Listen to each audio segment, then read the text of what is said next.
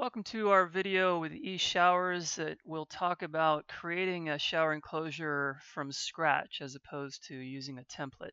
So we're in the main window of eShowers now, and along the top here there's an icon called New that we want to click on. So we hit New, and that pops up a message that says we need to fill in some of this stuff over here for a job. So I'm just going to do something real quick. Downstairs is the location. You can get back to this anytime when you select a job from this screen. So I'm just going to save it here. So instead of hitting from template, we're actually going to hit insert shower, and that's the same thing as from scratch.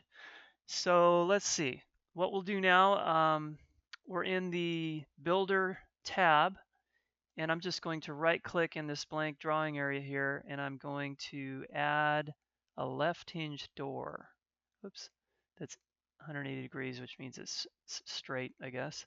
And then I'm going to go next to it, right click again, and add a panel.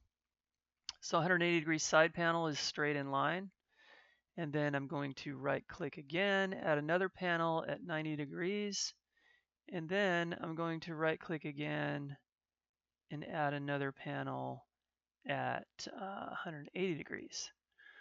So once we put in some dimensions, we'll see our little 3D drawing down below. So the first thing we're going to do, and let's say I want to add a buttress or a knee wall right here on this last panel. So that one goes up so many inches. So our door is default sized. Let's say the overall height is 72.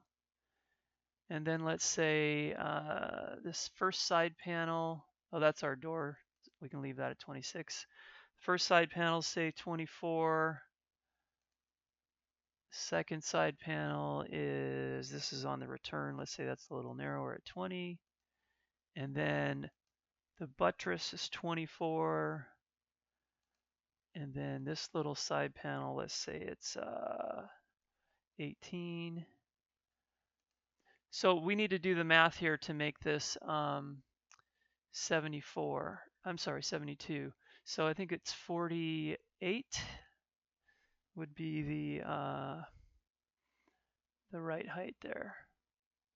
Yes. So now you'll see that we have our 3D drawing down below.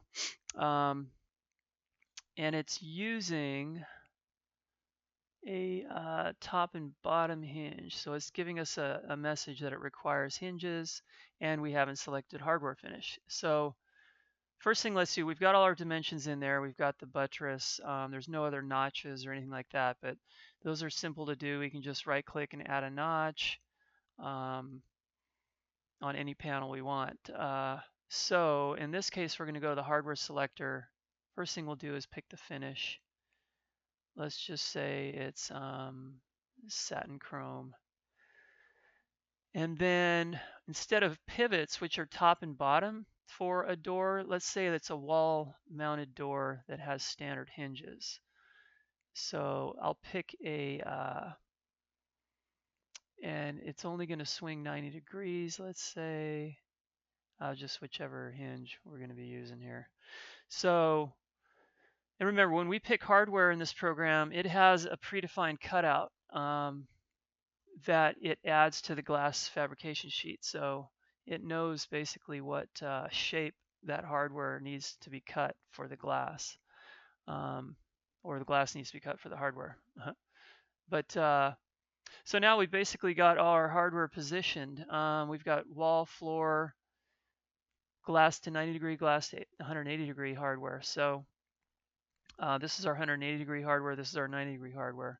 And then by default, it centers things on narrow panels, and it places it, so far from the top and bottom on taller panels. So all that is definable in the defaults window in the main window. So you can change those types of things at your leisure. Otherwise, we can actually go into fittings and we can adjust the height of something. So if so panel 4 is this far right panel, And you'll notice I've got a wall clamp that's on the bottom edge.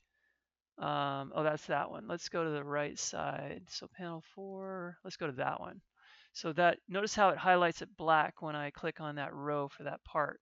So all the hardware for this opening, this enclosure, is showing right here.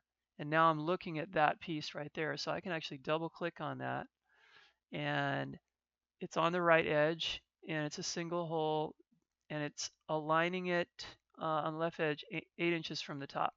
So I can actually change that to manually position, and for some reason, if this one needs to go 10 inches down, I can adjust it from the top, and it moves it down. You even see it move it kind of real time there on that little drawing. So it's very simple to go in and adjust hardware.